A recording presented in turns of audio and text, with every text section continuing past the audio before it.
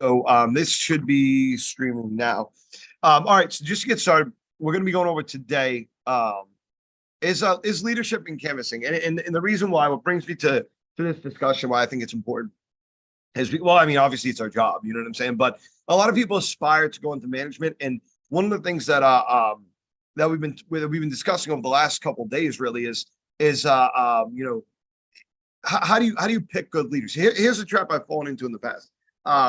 Is I've never picked favorites, but I've picked leaders based on production in the past, and only production. Um, and that's how it was when I first started. It was, oh well, you're a high producer. It was a natural like it was a natural step. Oh okay, you get 10 demos a week, and now you're a manager. You know what I'm saying?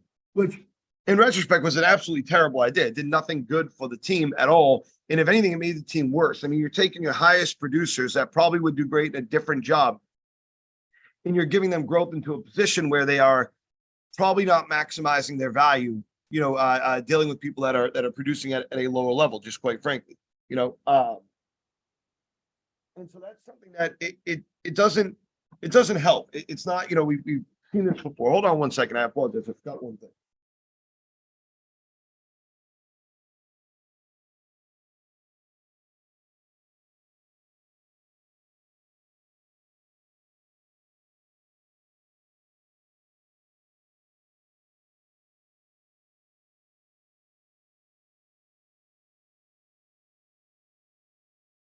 So in this situation, you have your highest performers that are now not performing on a daily basis, focusing on trying to get people that are struggling or people that are newer to become those high performers. And there's so many things wrong with it. So let's talk about that for a second. Okay. Now it doesn't mean a high performer can't be a good leader. It doesn't mean a high performer can't be a good manager. It does not mean that at all. I mean, that's Seth was a very high performer and is a great manager as well, and a great leader, because they're two different things, right? So a couple things here.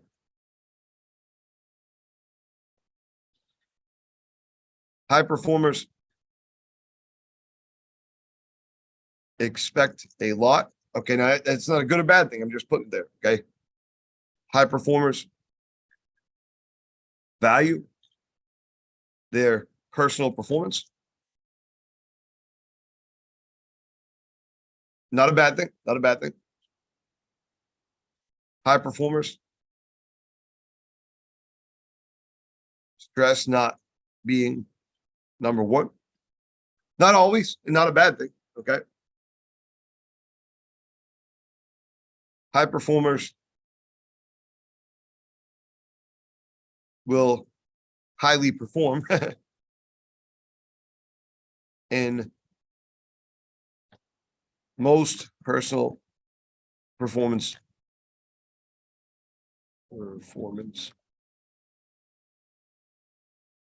positions. Okay, definitely not a bad thing. Okay, all right, but those are four statements I believe are at least somewhat true. And what I mean by that is that they don't need to be the only statement. Okay, so high performers will stress not being number one. Not always. Okay, not always. It's not but if you've been number one and now you're number 2, 3, 4, 5, or 6, or your team is, then that will typically stress a high performer out. So I've had conversations with, let's say I got a sales rep down in Philadelphia. Okay, I'm just going to use there as an example because I don't want to touch any buttons here. But let's use Philadelphia as an example. If let's say I have John Smith, and he is doing 4 million in sales a year, and he's been top sales rep for 3 years, and let's say that after the third year he takes a little bit of a step back, and he let's say goes down to 3.5 million, and there's 3 people above him. You're gonna see a lot of times, even in the most humble people, whenever you congratulate the people that are above them in this situation, they're gonna have something to say about it, or you're not gonna see them just congratulate typically. Okay, you might see a reaction like, yeah, if only I was running more appointments, right? Yeah, well, they're going to burn themselves out. They should take a step back, right? And again, this is not the only thing. Like, it's not the only true fact out there. Okay, they can be perfectly humble and perfectly great and everything like that. We have a lot of those people here, but I've also had conversations with people here that are really, really great, in sales, in canvassing, that you can tell stress about other people doing well. Okay. Typically, if you're an average performer, then you're not gonna. Now, I mean, that's the best thing to be. Okay, but you're not gonna be like, oh man, there's 5 people ahead of me. No, you're gonna go, oh man, I'm doing well. There's 5 people ahead of me, right? So high performers expect a lot out of their team, and that's very important. Okay. That being said, a lot of times high performers can expect their team to do as well as them. And not everybody has the same capability. Everybody has the same capability to a certain extent. But I mean, I'm just being real here. Yes, theoretically, if I was getting 12 demos a week and you mimicked exactly what I was doing, then you might probably get the same amount of production, maybe more, maybe a little bit less. But it'll be pretty close. That being said, you have to believe that you can teach everybody to do exactly what you do. Now, Seth, how hard is it to teach everybody and make everybody do exactly what you do? Impossible. Exactly, right? So unfortunately, a lot of times very, very high individual performers stress about that, because when people don't meet their expectations, even if they are meeting our company expectation, it's not enough for them. Okay. Second, high performers value their personal performance. So they want to show people how well they can do that. That can be great temporarily in leadership, but the biggest thing in leadership is you have to be able to teach other people. People don't just learn from watching you. People can learn from watching you. They can't just learn from watching you, right? So both those two statements can be true. People can learn a ton from watching you. One of the most important things that you can do in any job is a ride along, to watch the person do their job, right? So one of the most important things that you can do in this job is ride along with one of the better people or whatever. The biggest thing is that it has to be a controlled environment, because again, you're not going to mimic exactly what they do. But that's besides the point. Watching people perform can be one of the most tremendous things in this job, because quite frankly, a lot of times you go away thinking, man, I can definitely do that. That's not too elaborate. I can definitely do that, right? High performance stress not being number one. We talked about that. And that can be a good thing and bad thing. It doesn't need to be it's not inherently bad or good. It's just it's a thing. Okay. And high performers will highly perform in most personal performance positions. So we're going to get to that in a second. But when I started with the company, you could not go to sales from canvassing. It did not exist. The ability did not exist for you to go into sales from canvassing. You could not do it. It was an impossibility. It did not work out. I had never seen it happen until I got to this office here. Never. I'm sure it has. But I've never seen it happen in any office I worked in until I got here.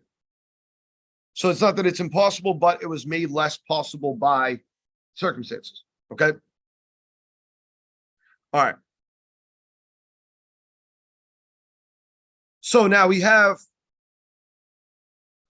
3 positions of growth. Okay. Let me just kind of draw a thing here. Insert table, boom, boom, boom. And we're going to talk about a potential 4th one as well. The first is management. The second is sales. The third is install. And the 4th is yet to be named fully. I mean, I have an idea, but yet to be named, we'll call it. Okay. So you have these 4 opportunities now. When I started, you had 1 opportunity, and that was to go into a team lead role. That was it. And even then, when I first started, they weren't doing that. You had to have prior management experience to move into a team lead role. So it's changed a lot since then. We'd rather hire people from within for a role like that than people from without. And that has changed a lot. Okay. All right. So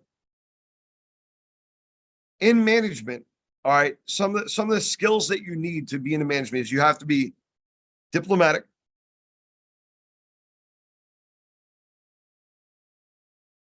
You have to be able to take criticism.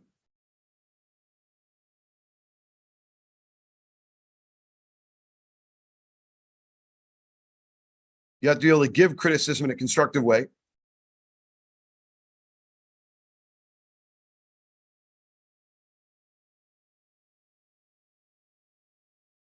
You have to be able to manage your work life.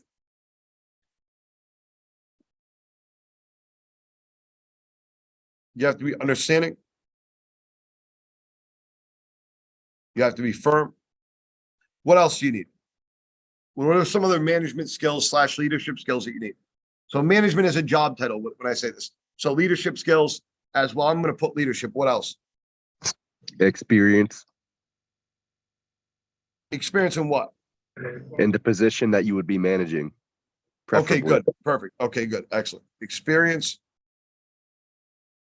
in the position you are leading. Yeah, I don't think you need management experience. I think that you need experience in the position that you're leading. That's good. Okay. What else?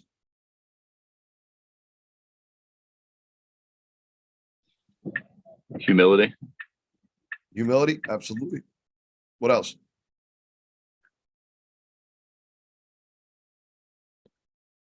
I'd say balance with that is a modicum of pride in the people that that you're leading as well. Yep. Okay. You have to have pride and I'm going to add respect to that. Definitely. Okay.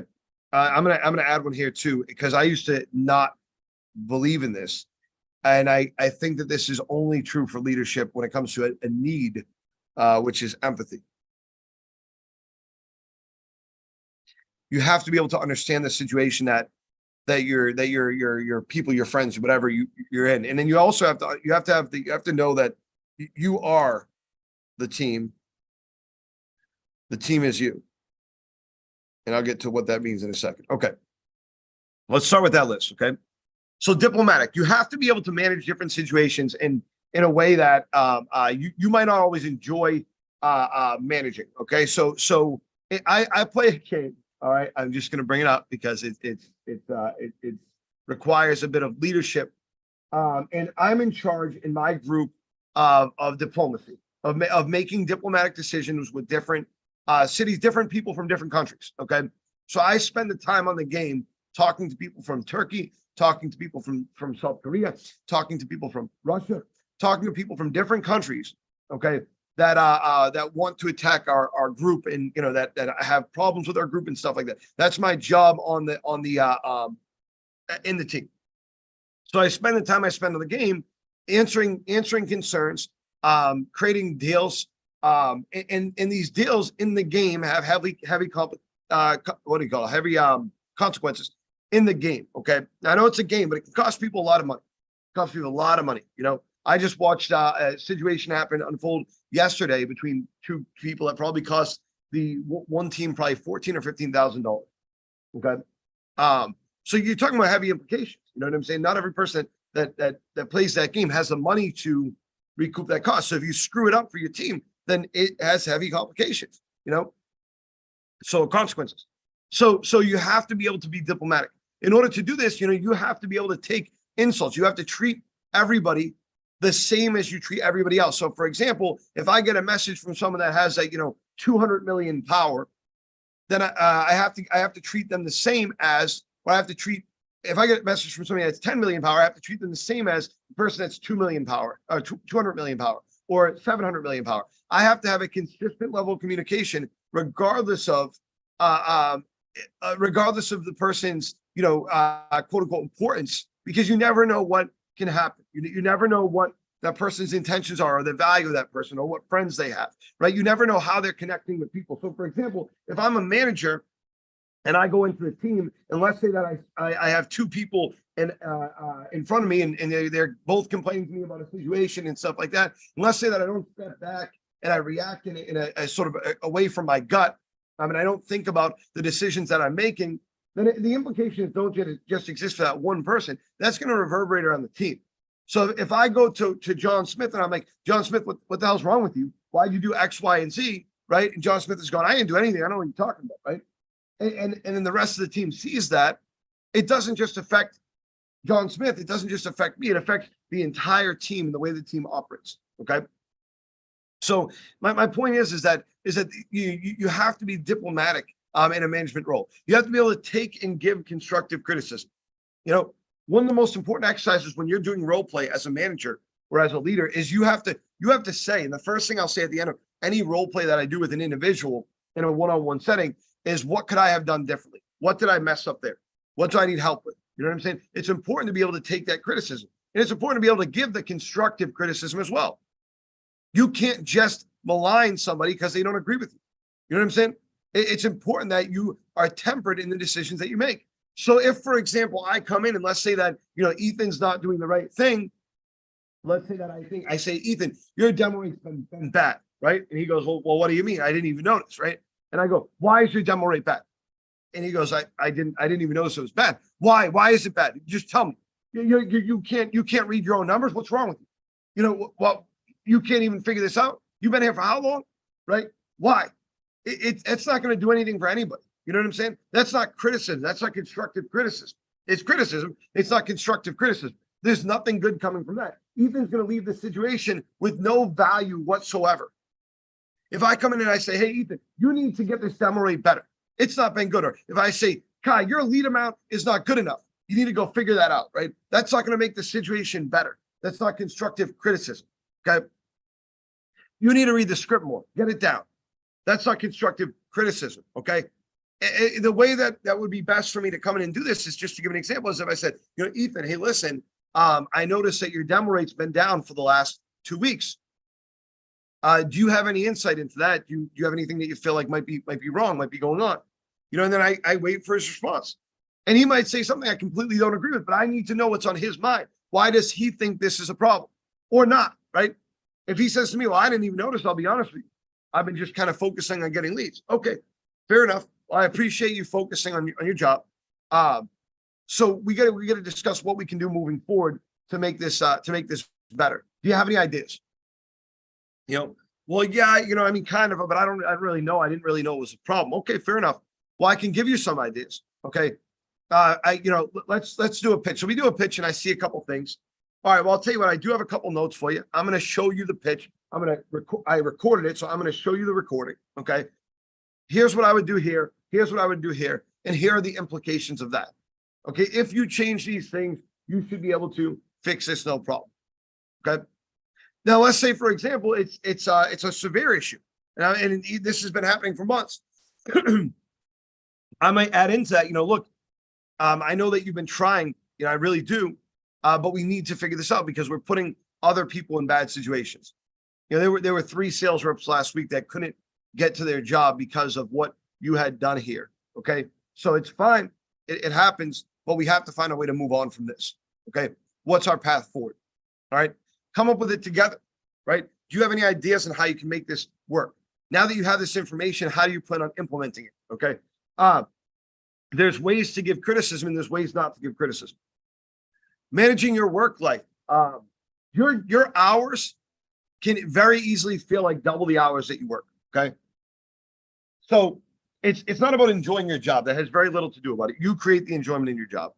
Not like 99% of the time. There's only been one time in my life where the enjoyment of my job was not created by me. It was created by somebody else. And that was when I had a manager that did not share criticism in a good way with me or anybody else on the team, did not make the right decisions for the team, and did not manage his own work life. And that was the only time ever. Because this company, and the time that the foreman, by the way, jumped into the machines. That was also another time that it didn't work out. Kai, 1 second. I do see your hand though, so I'll get to you in 1 second.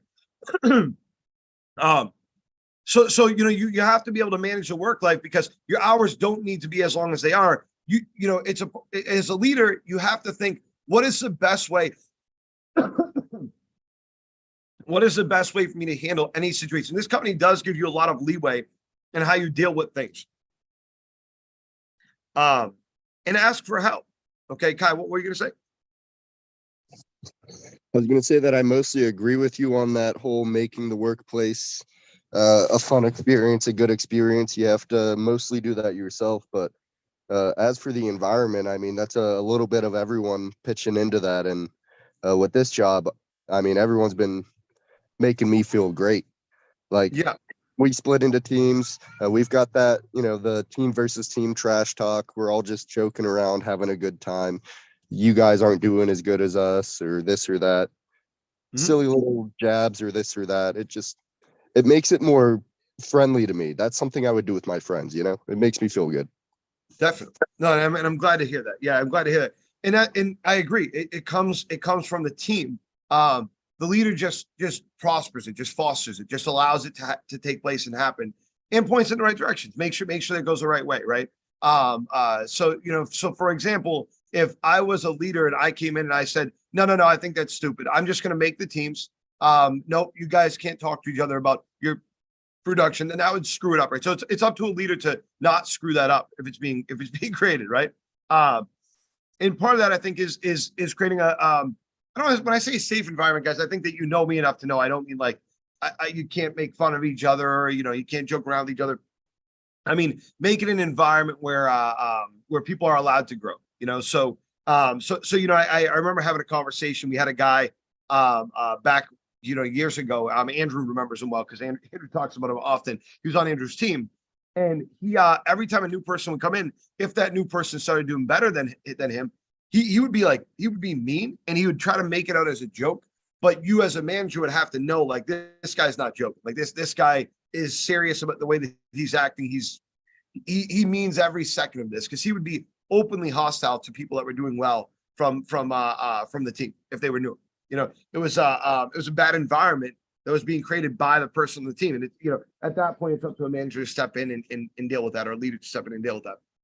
By the way, too, leaders don't just need to be they don't just have the position. Leaders, there's plenty of teams that are run by leaders that are not in the management role. You know what I'm saying? I hate to go. I'm not going to go back to the game on this. I'm going to go to our office, but there's plenty of teams that the canvases on the team are what make the environment 150%. And sometimes in spite of management. I wouldn't say right now, but in general. I like to hope that most of the managers here, all the managers here, make the right decision in that regard. Being understanding, but being firm. These two things go together. It's very important to be understanding, but be firm. You have to be able to, this is a good example with college, right? So, if you have someone that calls out because a grandmother passed away, right? You got to be conscious enough to not go, well, can I have a death certificate, right? I mean, like, it's obviously, right? You have to be conscious. If somebody's calling out, because they're sick, you have to be understanding of that fact. You can't just, question them every time. That being said, if the person has had 4 grandmothers pass away, you have to be firm in the fact that, obviously you probably have not. Okay. You probably have not. I mean, maybe, I guess, but probably not. Right. So being understanding, but being firm. If, let's say, for example, a rule is broken, right, that affects other people, that's like the cardinal sin for me from somebody on a team, is if a rule is broken that impacts other team members. Okay. So we had a situation the other day where someone was calling leads, and they were clicking no answer on the ones they did not want to call, the ones they did not like. And they were probably scheduling fake leads as well. I can't prove that, but probably. So, as a leader, my job in a situation like that is not to go, hey, buddy, listen, I know that, things have been rough, and, I know that you didn't mean it. No, my job at that point is to go, look, you are messing up other people's jobs. Everybody out here in both the call center and in our department that are calling callbacks have to call those leads that you decided you did not want to call. And the ones that you did call that you put in as a fake lead, potentially, which you can't prove. If you did that, then that is going to cost a lot of people a lot of income. And then at that point, you need to make a decision as a leader to terminate that person or to give them another chance. And by the way, too, you don't always make the right decision. In this situation, I gave the person another chance at first, and then they went and did something else that really fits in line with that. And then we had to terminate that person anyways. So it was that was a bad decision. I wasn't firm enough in my decision. Leadership is important for a manager as well. Again, I'll put it this way. A leader does not have to be a manager, but a manager has to be a leader at this company. Okay. That's the way it has to be, right? If you can't lead people to success, then you're going to create more problems than good for those people. All right. Experience in the position that you're leading. Yes, I think it's important for a number of different reasons. I mean, it's not an easy job. There's a lot of elements to the job. It is simple when you get it, but until you get it, it's not even a simple job. So if the person comes in and they don't have any experience in the job, then typically they will fail at it. Okay. Now, this used to be the case all of the time. Before I got to this office, there was probably, I forget the count. It was somewhere between, 15 or so people that they had hired to do my job that I do now, that did not have experience from all different walks of life. Okay. They lacked an understanding of what it meant to be a canvasser and the things that canvassers go through. So when it's really, really cold outside, I understand that I might be in an office when it's really, really cold outside, but I was on the road for 7 years straight every single day, right? In Boston for a lot of the time. So I do understand what we go through in situations like that. When a customer is very rude and doesn't understand what we say in this, I might not be dealing with that directly. Sometimes I am, but I know what it's like. I've been there before, right? As does every single manager here. I would try to never hire a manager that doesn't have a decent amount of experience in this from our company. If I ever did, then they automatically have to show that they can do the job over the course of 3 to 4 months before going into a management role, so they have an understanding of what goes on and how people operate and stuff like that. Okay. Humility. I think this goes a little bit of ways with understanding. You have to be able to you have to be able to deal with situations in a way that sometimes you don't always love, right?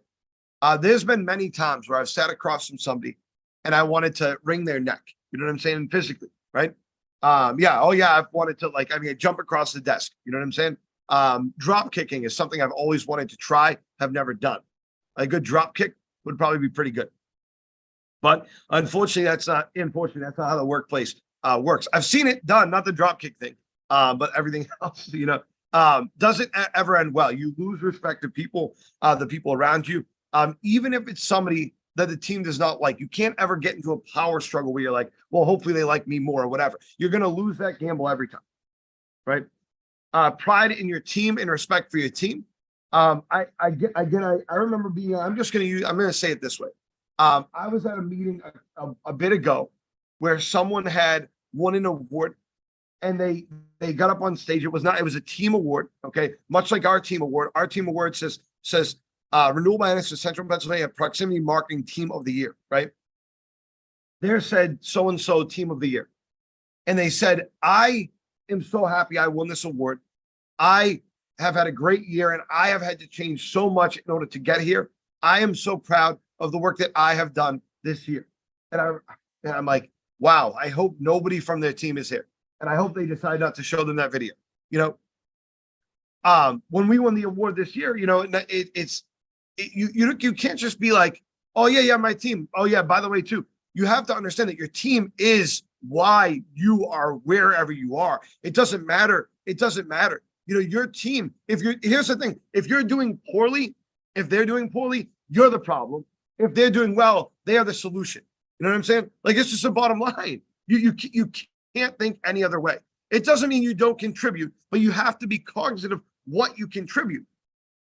I've said this before. I think that I am not perfect, but pretty good at picking the right people to go to the right jobs, to help out in the right way. That's it. That's the only thing I think that I am good at or better than some other people at in this job. I mean, I'm a good canvasser. I'm good at canvassing. I'm not the best. I'm by far not the best, right? I know that, okay? I get hot-headed sometimes, and my decisions become less rational when I'm hot-headed. I understand that, right? But I think that I'm pretty good at putting people in places that they can excel in, and trying to help them reach that I can take pride in that myself, and for the team.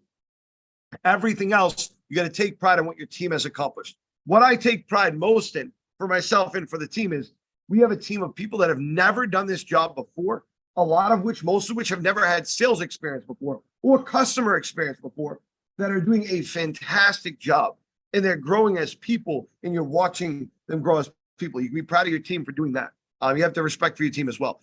Empathy is something that I never believed in, because I always thought of it this way. I always thought, how can you say that you understand what I'm going through, right? And I still think that's improper language. No one can understand what I've been through. No, I can't understand maybe if I have the exact same life, people respond to things very differently, right? So we could go through the same situation and it could be a completely different level of understanding. So the words I understand, I've never enjoyed them, but I do think that when you're running a team, you have to be able to put yourselves in their shoes. Once you lose that, things get very dicey. They get very difficult. So when I first started in this job, right, canvassing, I was a lot like all of the people around me. All of the people around me were the same age as me, or younger, or older. And a lot of them were very much like, and so it was easy to not have to have empathy. But now we live in a world where we're hiring people from different backgrounds, different races, religions, everything, right? I cannot pretend to be perfectly empathetic to this situation, but I can try. All right. And having empathy is important. Not everybody responds to death the same way, to life the same way. Not every, a good example is when people have children, for example, right? For me, when I had my first daughter, I guess my second daughter, or third daughter, I guess, but my firstborn daughter, for myself, from myself, not from myself. You know what I mean? Jesus, I'm trying to find the perfect words to say it. You get the point. Man, yeah, I birthed. That says, yeah, no, that's, my wife would probably hate me for saying that. Whenever that happened, I was back to work the next day, and my wife still, I can't live that down, understandably. But I was back to work the next day. That day, I stopped into the office. She gave birth. I went and picked up my other daughter and went to the office for a little bit. Like, it's a very bad decision, guys. By the way, too, I'm just going to point that out. But whenever I had a conversation with Mo, whenever he has his baby, he's like, "Hey, I'm going to come back in on Friday." I said, "Do not do that. Don't do that." And he said, "Yeah, no, I want to just come in for a little bit." I said, "Talk to your wife first. Talk to your wife first." You know what I'm saying? It doesn't make sense. My situation, it's not. I don't want to see anybody get a divorce over work. Right?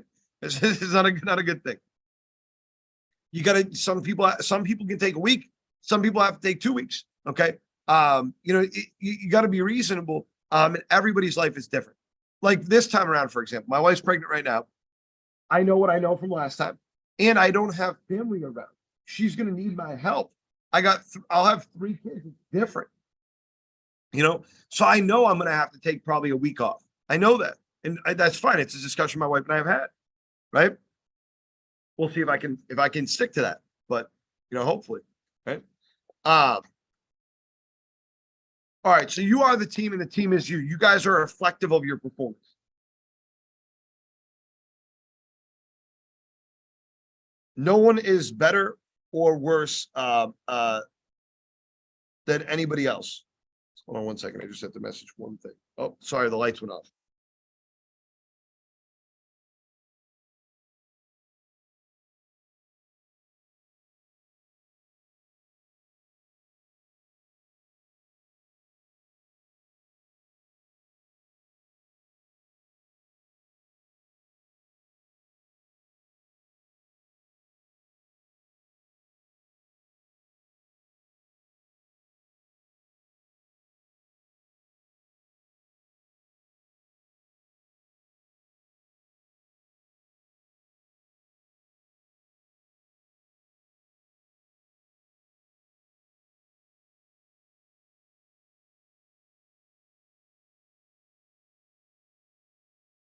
Okay.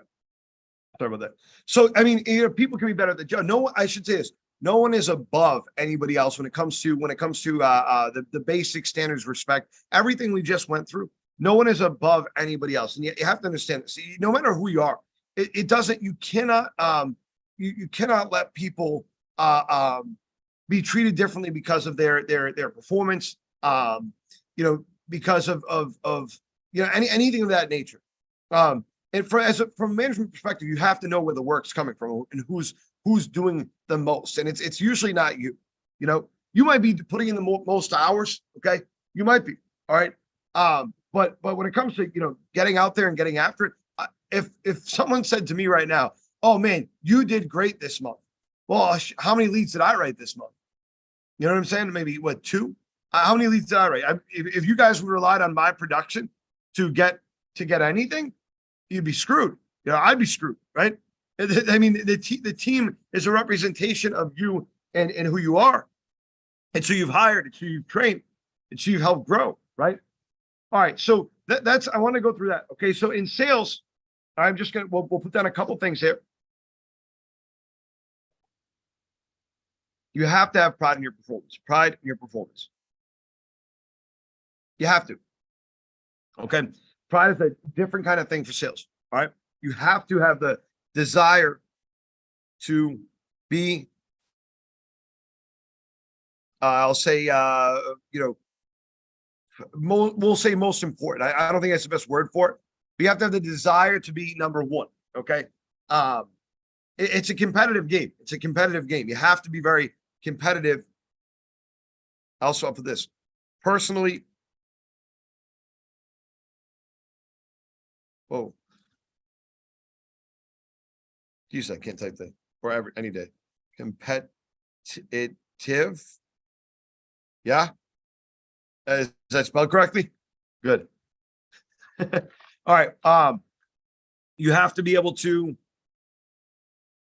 use a system, right? A system is very important, right? You have to be able to use a system. You have to be able to be respectful of the customer and the customer's needs.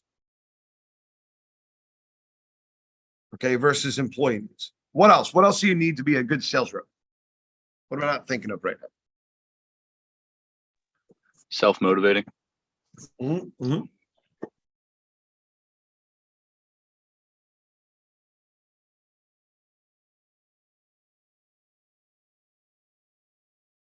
Okay. What else? Probably willing to learn and adapt.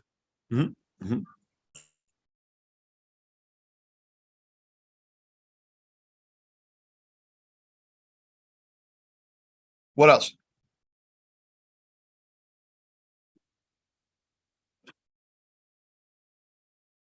Oh, I got one. An ass. Oh, I'm just kidding. I'm just kidding. I'm just kidding.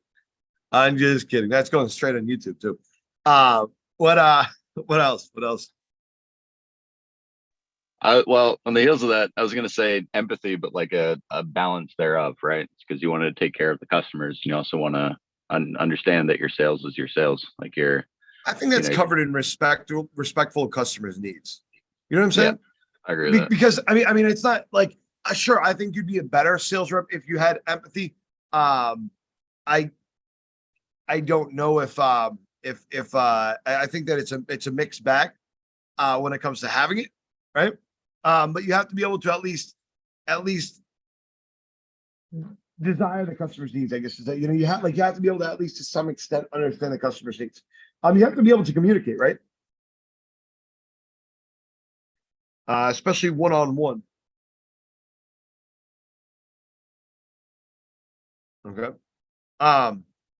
You don't have to be organized. You don't have to be organized. You don't have to. Well, let's stick with this list, and we'll go through more if you guys think of anything as we're going through this, just let me know.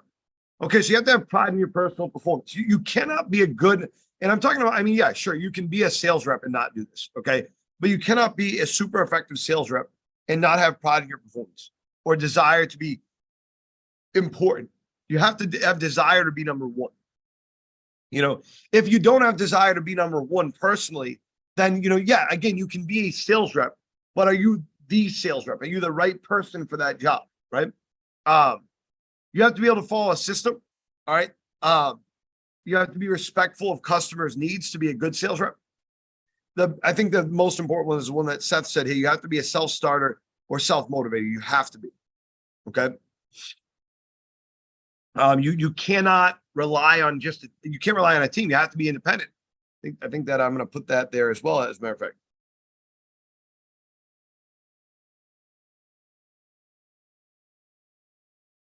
I'm actually going to put, you have to be Miss Independent.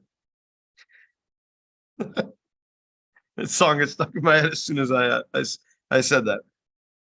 All right. You have to be able to willing to learn and adapt. Definitely, especially adapting to customer situations and things like that. And you have to be able to communicate one-on-one with people. So some of these skills are the same as management and leadership, but not all of them, right? Not all of them. I mean, sure, as a manager in a job like this, you have to be respectful of customers' needs, but that's not your primary concern, right? That's a difference there because that's not your primary concern. And as a manager, you have to have pride in your team performance, but not really your personal performance. That's not something you need to be proud of. The desire to be most important, yeah, it's like the opposite of what you need in management. Personally competitive, it can help, but not with your own team. And a lot of salespeople are personally competitive with their own team. You do have to follow a system. In management, I think you do have to kind of be a self-starter. You have to be a motivator, obviously, but you cannot just be independent. So it is a little bit of a different kind of self-motivation. In management, you do have to be willing to learn and adapt just on different things. And then communicating one-on-one with people might be important in management, but communicating with your team is what's most important with management. So there's some difference in skill there, okay? Your personal performance is very important in management because simply because you are gonna have to teach people how to perform. It's very difficult when you can't do a job to teach people how to perform at a high level. You know what I'm saying? But you don't have to be the best. You don't have to desire to be the best. You have to desire to be good, and you have to desire to be able to teach. And I think that's something that we also missed in leadership that I'm going to put down here too. You have to teach people. You have to be able to teach, especially company values. That's another thing. We did miss a couple of management. You have to believe in. What the hell just happened? You have to believe in and uphold management. Company standards. Okay. Be able and willing to teach. Okay. And sometimes you have to teach by the average. You just have to sometimes. It's not like if I'm going out there, I'm teaching a new person, then I'm not trying to teach them how to be a 12 demo a week canvasser. So I'm just not. Eventually, sure. But in the beginning, I mean, they can't handle that, I assume. Not right away. I can't handle teaching them that right away. You know what I'm saying? I might have 4 guys out there in 1 week. How can I teach all of them to be? No, I need to teach them to be 2 lead a day canvassers. And then we can help them grow from there. Okay, an install. I'm just going to put a couple down because this is not, we don't have as many people going to install, but accuracy, waking up really early. Okay, you have to be able to wake up really early. Okay, you have to be a morning person to an extent. Okay, you have to be able to do hard work, labor, like you have to be able to. Like there's really no way that you can do that job without that. You know what I'm saying? That's one thing that I'm sorry, but if you can't do that, then it's not the job for you, right? Hard work and labor. You have to be able to follow a system as well. You do for install.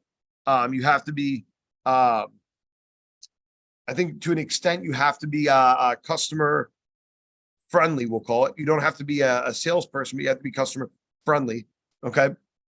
Yeah. There's other stuff there too, but I don't feel the need to dive down that super far. But these are some different things from management and sales. So when we hire somebody, right, they're going to have a wide range of skill sets. We got to figure that out.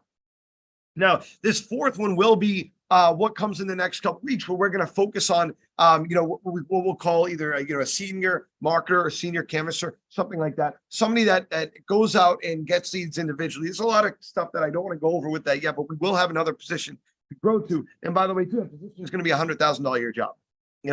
So it's a great opportunity for people to jump in and to figure out what they want to do. It'll be the perfect job where you have to be a self-starter and you have to follow a system. You have to be a team member and you have to be independent at the same time. It's going to be a great position to be able to help people figure out what they want. Do you want management? Do you want sales? This is a great role for you to be able to grow into, to experience growth, while figuring out what your future plans are, what it's going to look like. Okay.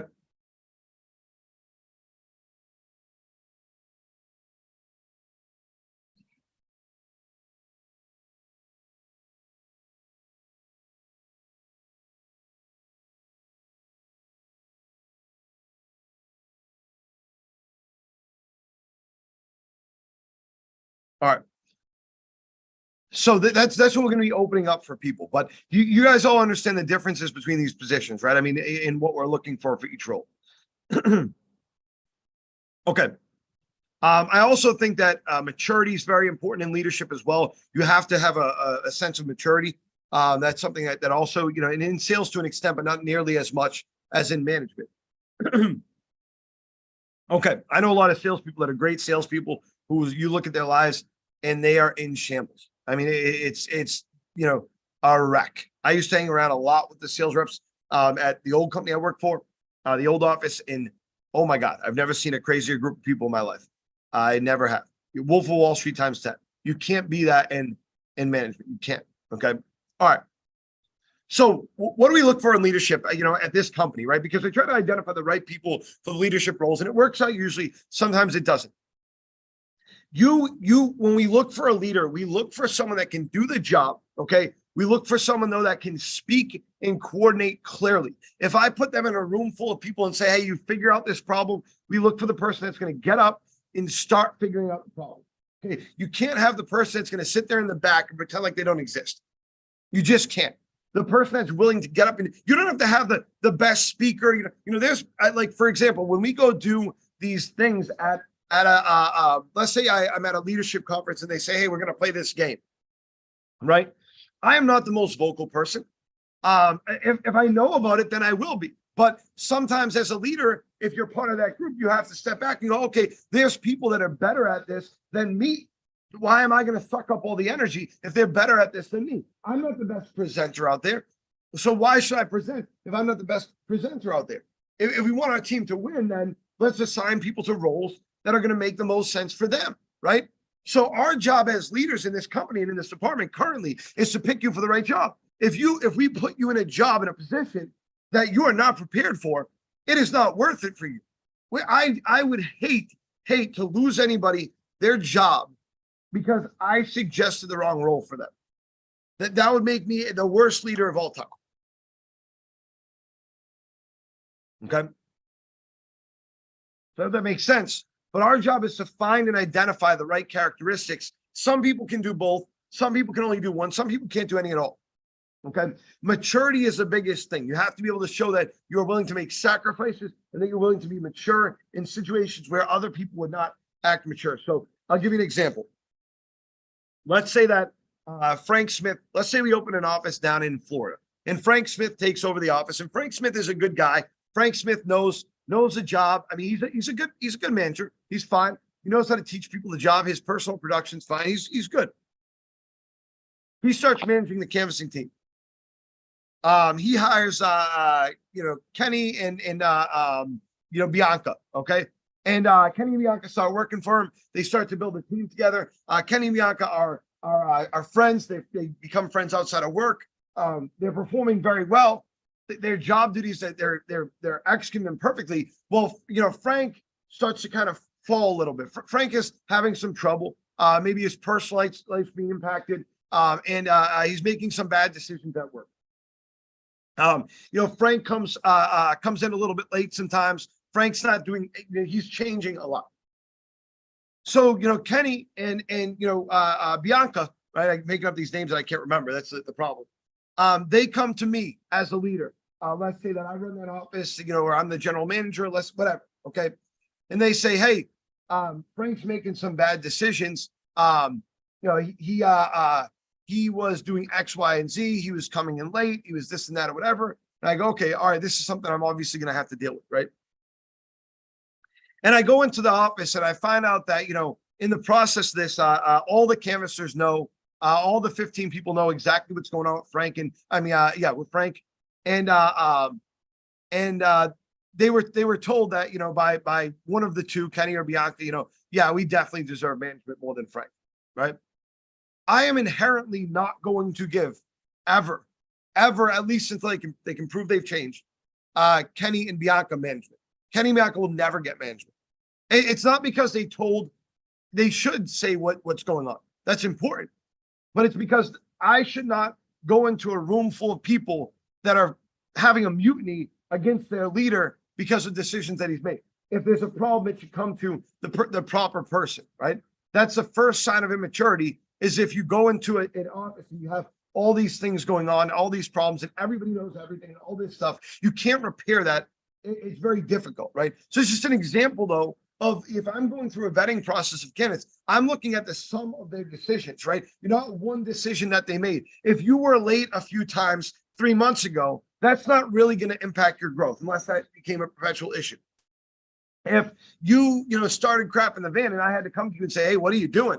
And then you never did it again, you changed the behavior, stuff like that, or whatever, that's not going to be held against you, when it comes to leadership. Okay.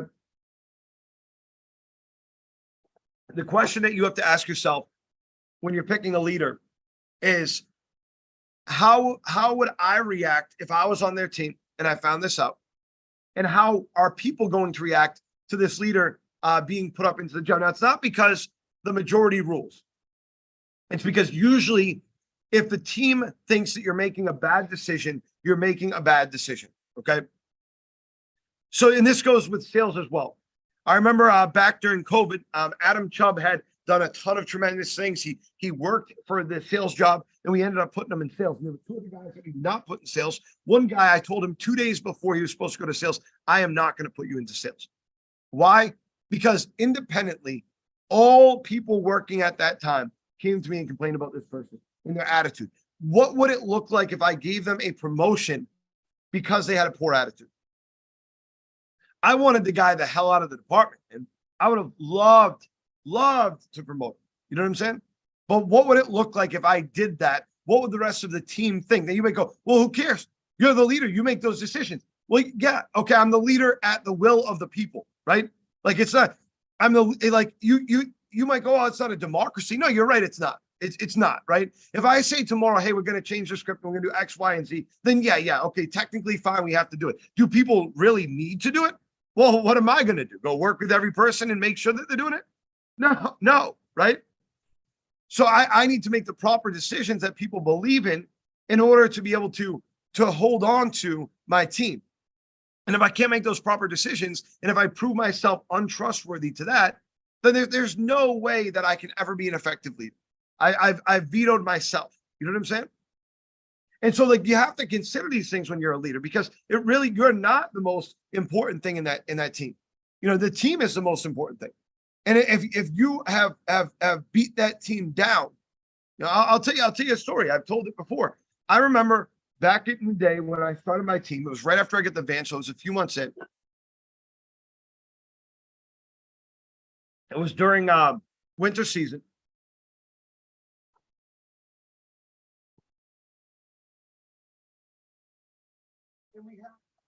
And we in our van, we were just as rowdy as people get now in vans, maybe a little bit more rowdy than the average van or whatever. But we had a new team member coming on, and she was the events manager. She was a little bit older than me. She's probably about 30 at the time, in her 30s anyways. And I was, 22, and the rest of the team were all 20 and stuff like that. And she was coming into the job because during the winter, I'll put it this way, she did a bad job of leading her team, and she refused to find events during the winter because she thought that it was uncomfortable to be outside and that nobody did events. Now we do events all winter now.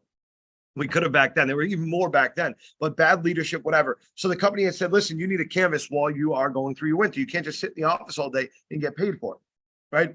So she came onto my team, and I was like, I freaked out a little bit. I was like, oh no, we're going to have this, I don't know this woman. We're going to have her in the van, and it's going to change the way that people interact and stuff like that. Well, up to now, we have been wildly inappropriate. So I go and I make a bunch of rules and I post them up all over the van. And I go over them with guys like 5 times. I'm like, listen, and they were ridiculous rules, by the way, too. Ridiculous things. No cursing, right? I mean, come on, right? I mean, everybody, not everybody, but a lot of people curse, okay? Like ridiculous rules, ridiculous standards. So I put these rules into place. And then we go through the day. And on the first day, everybody broke the rules. Everybody, including the woman who had just come into the van, talking about stuff that was off the wall. Now, a lot of this stuff was inappropriate, but I had made my own bet. I mean, I had allowed it to go on. I participated in it for a long time. I'm not going to go over the things that would happen. It wasn't like they were brutal, but I'd probably be fired for them today. Okay. I would not do them today for sure. And it was like a lot of like talking politics with people, like stuff like that, whatever, either way, all the rules were broken and I was pissed. I was furious. Okay. And so we get back to the end of the day and I say, okay, Natalie, you can go. Everybody else stay back for a second.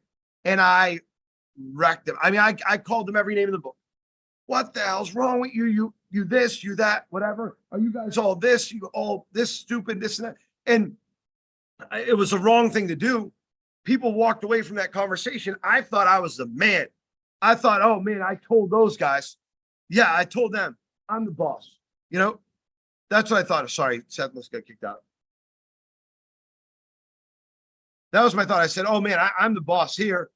Yeah, there's nothing they can do. You know, I'm the man here. That's the way I thought, was like, oh, I could treat these people however, because they're at work because of me. I'll just fire them. Like, that was my thought process. I was 22 years old. You know what I'm saying? And I didn't have anybody there to teach me all the time. But no excuses. It was a bad idea. It was a bad thought process, because the next day, like 2 or 3 people came in out of like 8. Everybody quit. You know, I had no team. I had no team.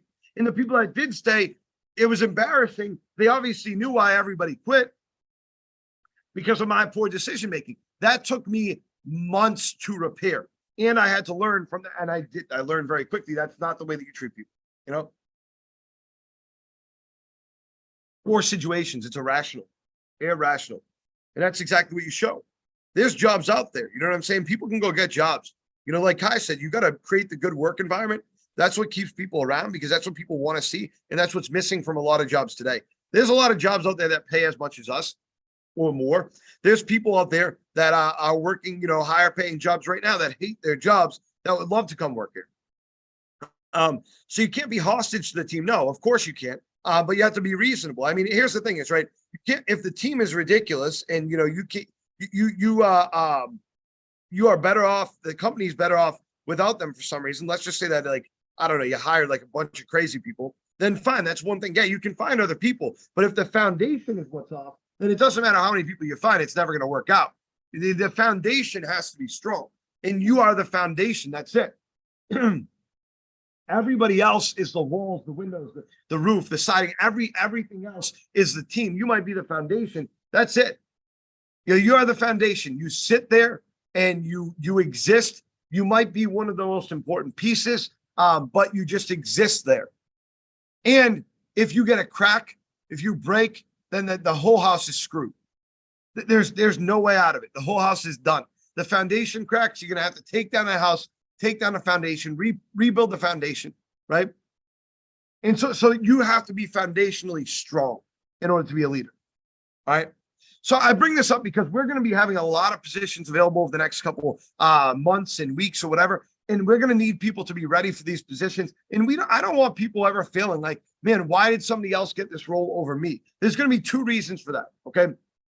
The first reason is there aren't enough roles, and then okay, because I mean, yeah, it takes time to create them, right? If I say, okay, cool, this person is going to get management, then and you're not getting it. Yeah, let's just say we had a situation where I said, you know, okay, great, I had 2 guys, and this happened recently. Both of them, I think, are completely capable of running a team, completely capable. Okay, the team that they were going to be taking over was a very mature team. They have been here for a while. Okay. So the person that had no management experience, even though I think they would do just as well in the long run as the person that did have management experience, with going into that situation, my feeling was, okay, both these guys could probably do the job. This guy with the experience will probably understand more how to handle the people that have been here for a year plus, right? So it's not that the other person's cut off from management. No, they're just first up for the next team. But it gives me time to train them, to teach them. It gives them time to learn how to create a team, right? And the second is, you aren't the right person yet. Okay.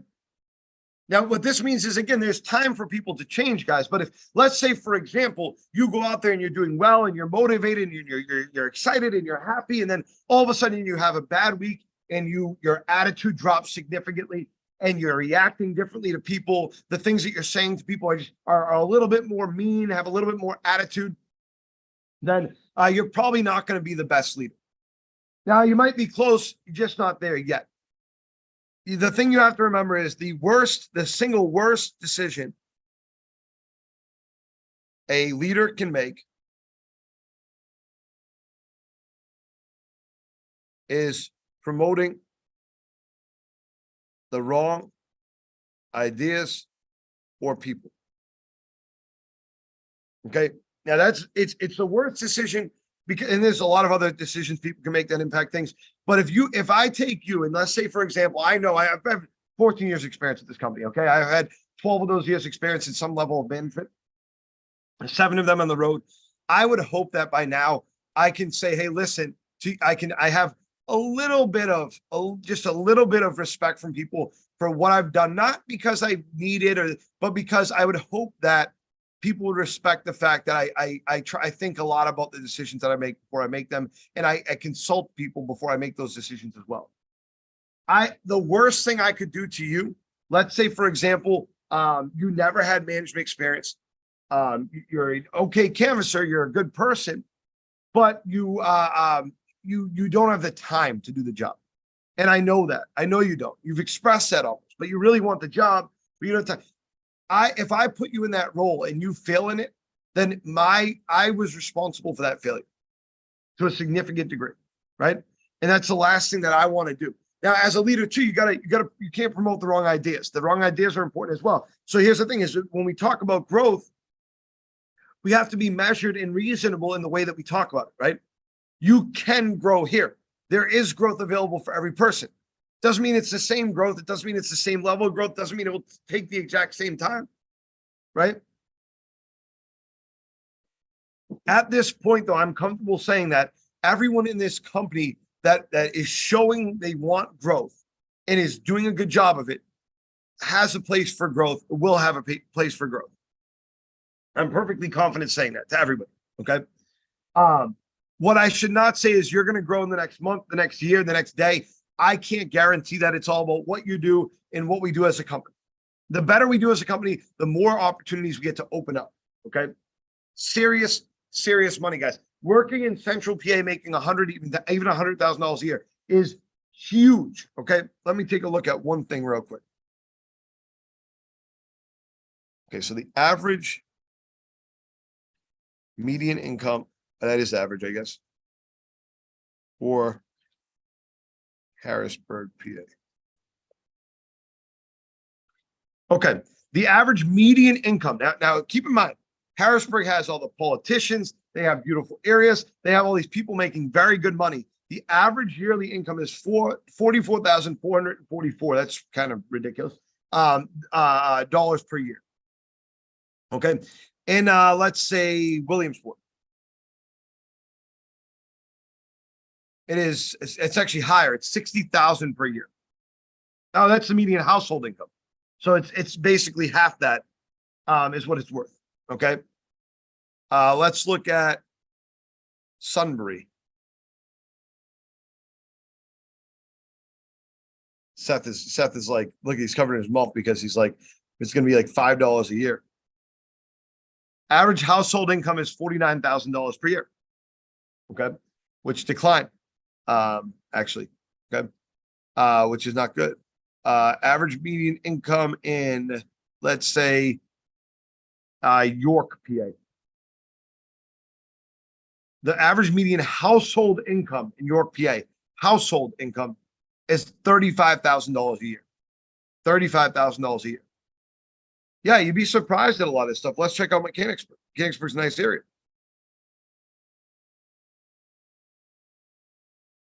$65,994 per year. That's the average household income.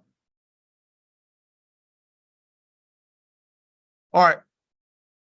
The average home value in Harrisburg. $56,000. What? Yeah, that's it. Average home value is 56 grand in Harrisburg, PA. No, the median listing price. No, never mind. What the? Yeah, I mean, it says the latest real estate data from Zillow shows the current median home value in Harrisburg is $56,446. That can't. I don't think that can be right, but whatever. Then down here it says median listing price $169. Either way, that's a listing price. Okay, so listing versus home value. That's the difference. Okay, so Sunbury, let's say, because we checked that out too. It's tougher to find, that's for sure. Around 80K, around 80K. All right, just from what I'm seeing. Let's check out Williamsport. It's a little bit of a bigger place. 175K. Okay. So my point is this, though, is that if I take a calculator, let's say, for example, okay, the mortgage calculator, even right now, which right now mortgages are kind of ridiculous, right? And let's say that I click this here. So what's up, Q? How you feeling? Good. Okay, cool. Good. All right. Glad you're feeling all right. Why don't you take a seat? We'll finish going over this stuff here soon. So then we'll talk. All right. All right. So if I want to buy a new home, okay, a single family home as my primary residence, then this is like really intense. I don't want this to be this intense right now. I'm not trying to go through all that, dude. I'm really not. Mortgagecalculator.org. This should be a lot easier. Excellent. Okay. So if I take a home value, right, and I say, all right, I'm going to have a home value of $150,000 and my down payment's going to be, let's say, $20,000. Okay. And so the loan amounts for the rest, obviously the interest rates right now are at least almost 7%. Okay. 30-year loan term. All right, property tax is less than that typically around here. So 1,500. All right. Calculate. Okay. My payment with the PMI is going to be $1,103 per month. Okay. And then after 72 months, that's going to go, that's with insurance, that's going to add to $1,050 basically. Okay. With a 13% down payment. All right. Which is $20,000. Let's just say that I take that down payment, I turn that into a first-time home, buyer situation, and I just put down $5,000. That goes to $1,204 with the PMI, and then $1,150 without the PMI after the 133 months at that point. Okay, that's with 3.33% down. Okay. Your total interest paid at the end of that, by the way, too, will be $191,000, which is ridiculous. You're paying more than the home value for your home. That's the way it is, though, especially right now. Okay. If you decide to wait a year, and let's say interest rates go back down to where they were at, then you're going to be talking about a monthly payment of $919 with the PMI, $859 after 95 months. And you're going to be talking about an total interest paid of $89,000, which is half of what I just told you. So just keep that in consideration. Okay. Either way, my point is this, is that if you are in, let's say, a job in this area, by the way, too, any of these jobs install, you can eventually make $100,000 a year. It takes a little while, but you definitely can make over that. Sales, you definitely can. You should make more than that. Management, you can as well, even in your starting management role, and then you continue to climb after that. And it's a very steady growth. Okay. And the new job that we'll be having available, the independent senior canvasser position that becomes available, all of them are $100,000 a year jobs. So if you make $100,000 a year, okay, then you are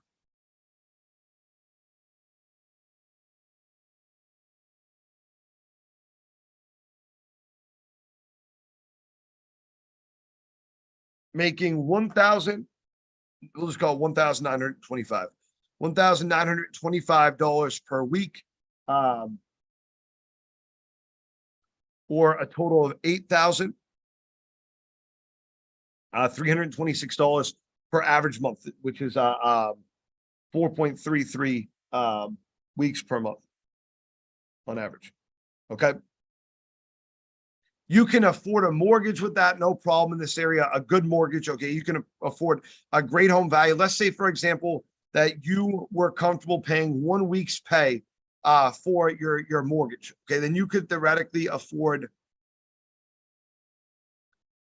not even theoretically, you could afford a, let's see. I just had that mortgage calculator up, then I got rid of it. Fantastic. I couldn't have got rid of it. No, I didn't. Right here. Okay. Let's say, for example, that you were willing to pay that amount, then you could be at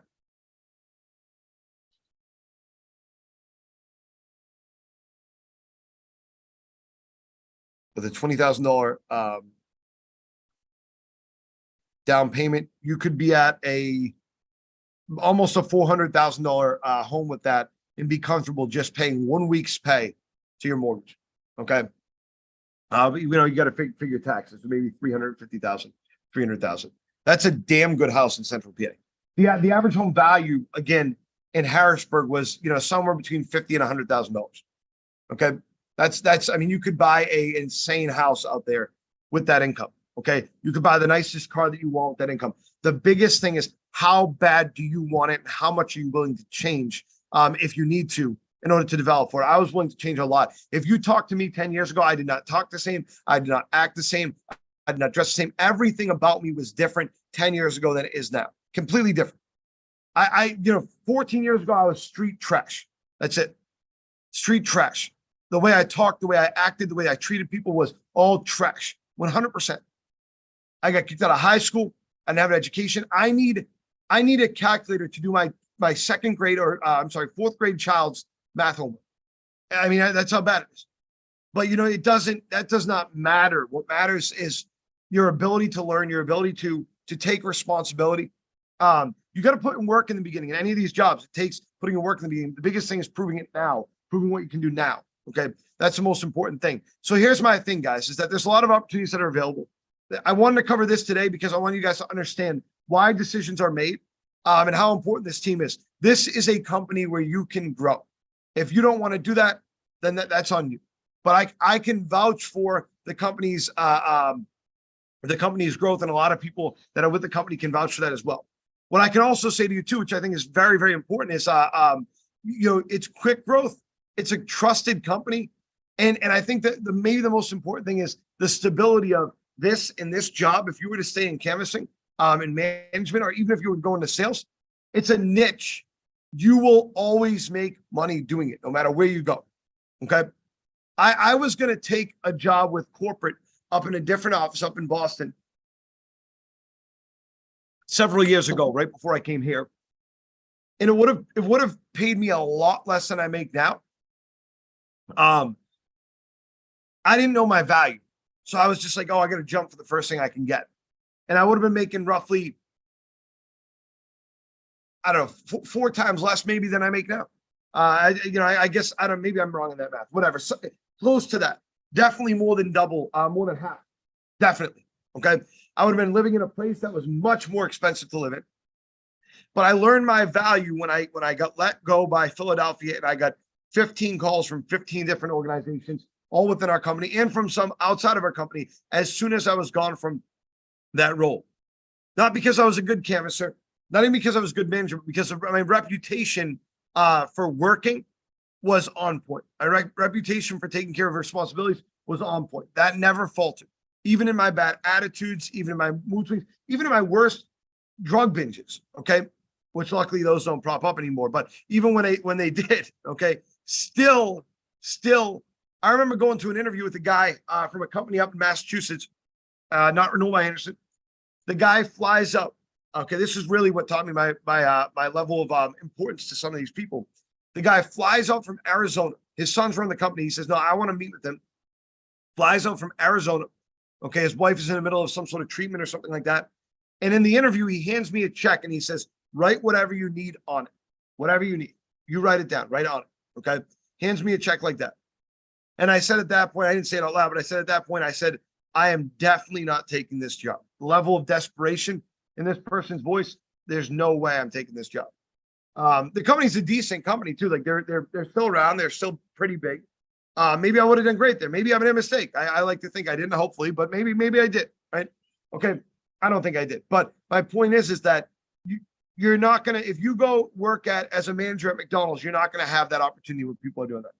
Okay. If you go work at some sales job for some solar company that shuts down after 3 months, you're not going to be able to, it's not going to do anything for you. If you are one of the 4,000 car salesmen that are hired per day, okay, then you're not, I'm sorry, but it's just not going to do it. This job is a niche and it's where you want to be if you want to grow. My challenge to anybody that watches this, to the people that are here now, people that are on Zoom, is you got to show your want and desire. Other people want the job. Show that you're willing to compete for it. Getting it first, okay? Show that you're the right person. And that could be any job that's available here, all right? Any questions?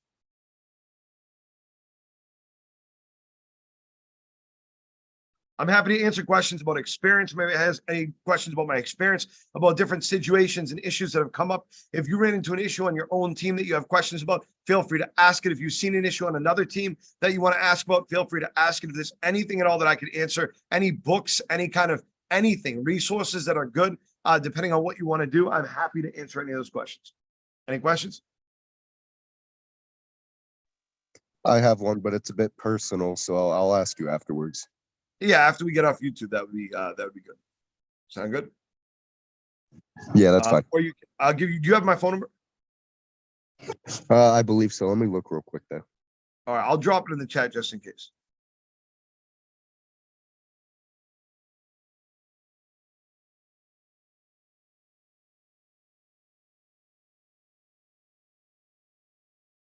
Okay.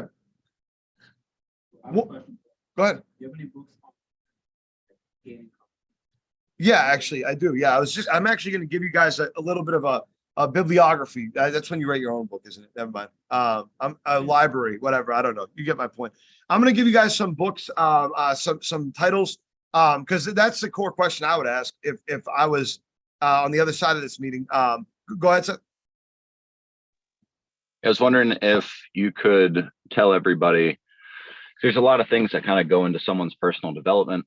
Some people might say luck, some people might say skill, so on and so forth. If you could distill your experience in the past 14 years of growth, going from where you were to where you are now, if you could distill 3 kind of characteristics or qualities that you personally espouse to promote other leaders, or you believe created who you are, what do you think those 3 things would be? Absolutely. Staying cute is the first thing. Cute, you'll be fine. Don't worry about it. All right. No, I'm just kidding. Yeah, no, yeah, I think I can do that. Honesty is one of the most important things. And in the right ways at the right times. You know what I'm saying? It doesn't mean that you just tell everybody everything, right? There's a difference between being honest and being ignorant, right? Those are 2 different things. I've not always had that in my career, but I would attribute my personal growth over the last couple of years to the willingness to be honest in situations that maybe I wouldn't have been in the past. Honesty is very, very important because trust is very important. And you can't have trust without honesty. So that's why honesty is one of the most important things that you can promote. One of the most important things that you can have, that you can do. And one of the most important things. You guys are looking at my leg right now. I put lotion on it, so they were staring at my leg. I could tell it was weird. Q especially. So that's important. Okay. I think that being diplomatic is another important thing for management. I think that's something that I picked up from my childhood and from my teen years. You know, back when I was,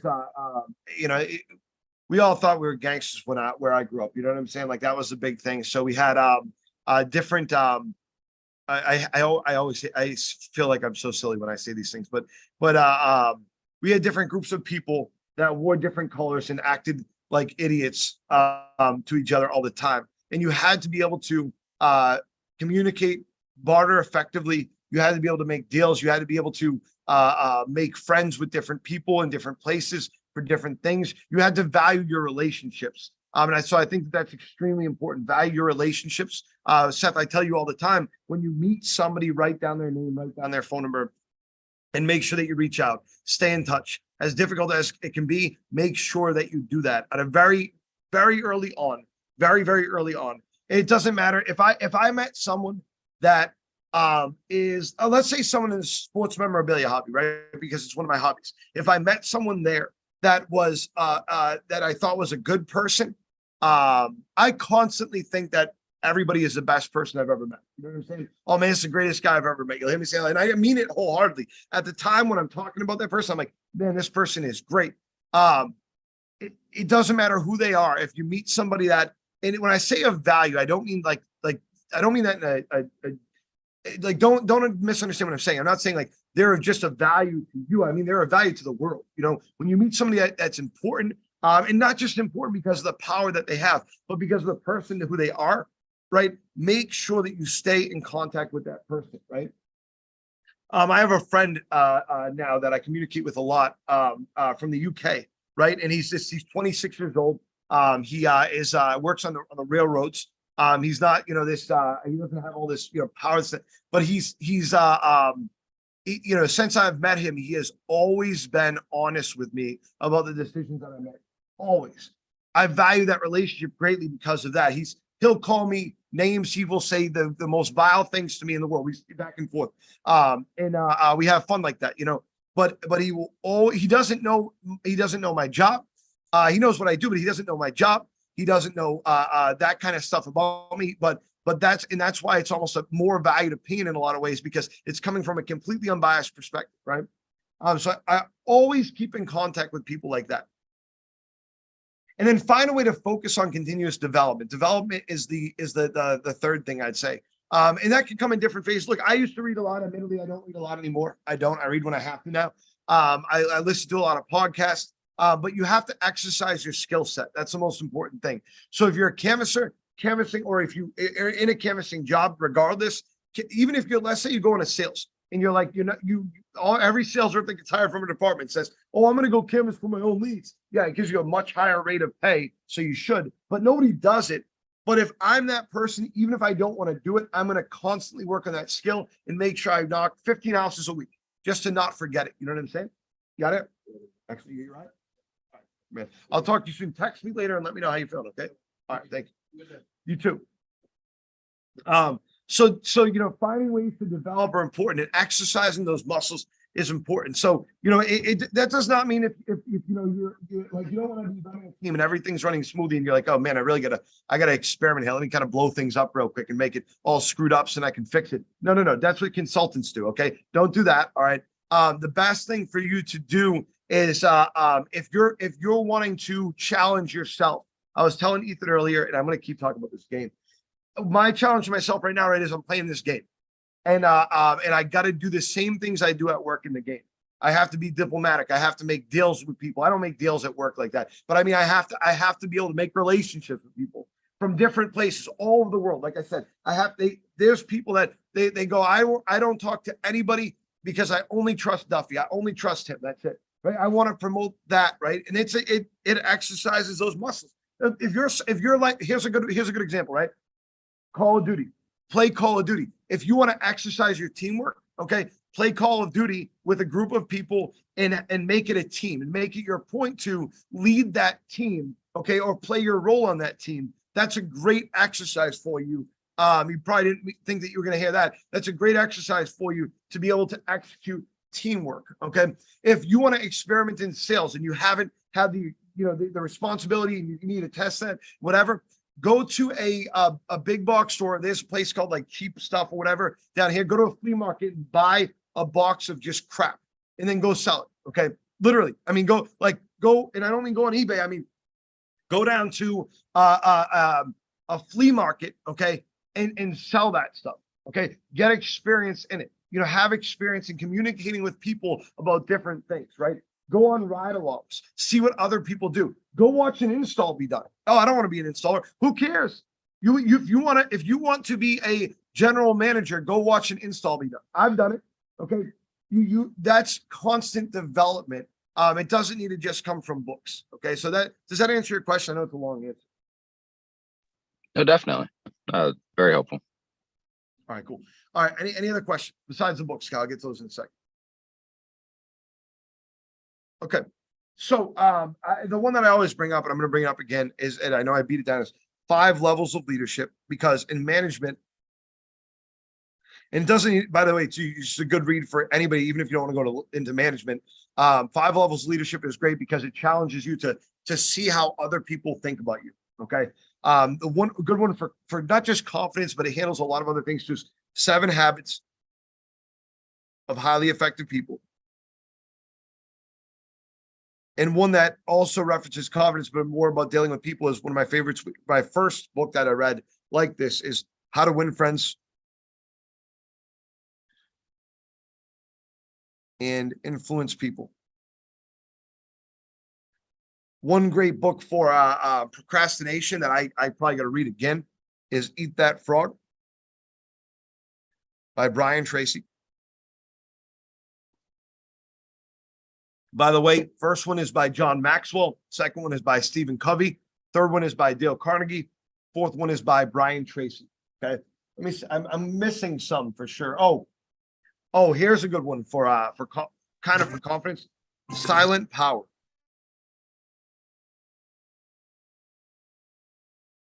By Stuart Wilde. Okay, by Stuart Wilde. All right. That's a great one. It's about, it will take you about 10 minutes to read that thing too. So Got one. what's that? Crucial Confrontations by Terry Patterson, Joseph Grenny, Ron McMillan, and Al Switzler. Okay, cool. I'm gonna put down Crucial Confrontations, and then can you say those names one more time? I'm not gonna write them all down, but can you say them one more time? Terry Patterson, Joseph Grenny, Ron McMillan, and Al Switzler. It's tools for resolving broken promises, violated expectations, and bad behavior. Cool. Excellent. Excellent.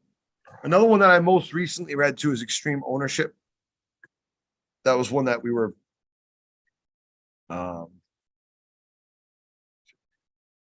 it's by a Navy SEAL. Let me see who it's by. That's by Jocko Willink. But who's the other guy? Leaf Babbitt is the other guy. Jocko Willink has a great podcast too that I suggest listening to.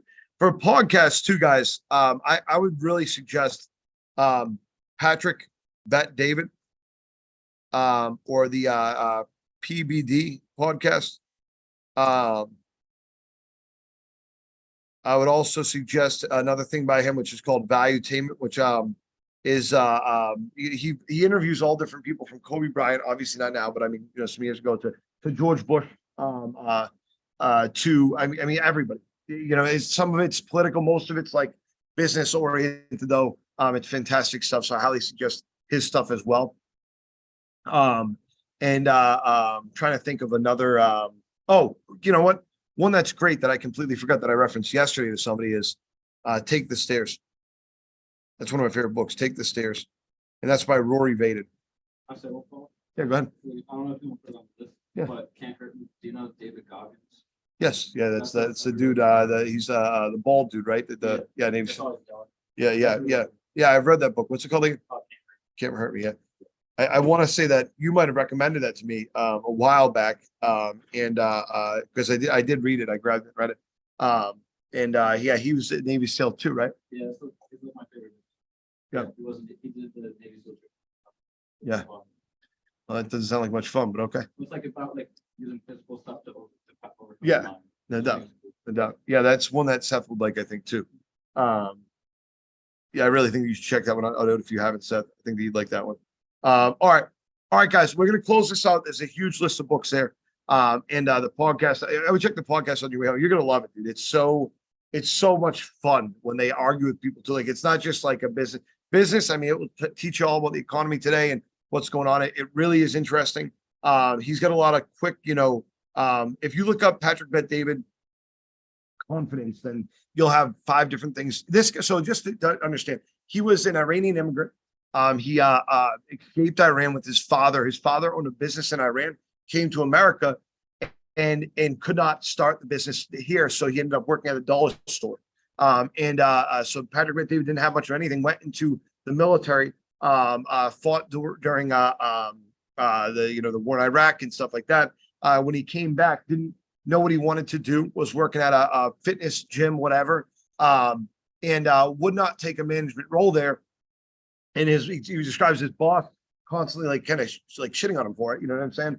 And he's like, I'm sorry, but that's not like, I don't want to be a Bally Total Fitness, manager. Like, that's not what I want to do. I want to be able to grow, and there's no growth here. So he ends up going into insurance, opening up his insurance company. He just sold it for $250 million. He is worth about $1 billion now. And he is a great family man. He's the one that gave me the idea, and we still use it to this day. My kids do not touch a screen, iPad, video, anything, unless they read at least 40 pages a day. If they do that every single day, then they can use their iPad on the weekend. If they miss one day, then I won't remind, I'll tell them at the end of the night, hey, you didn't read your pages today. And then they lose it. Like, it's up to them to keep that responsibility to do that. I'm not going to do that for them. You know what I'm saying? The other thing that I do too with my kids is that they have a bedtime. It's 9:30. If they do not tell me when their bedtime is, then the next day they have to go to bed a half hour early. Their job is to watch the clock and tell me when their bedtime is. It's not my job to watch the clock for them.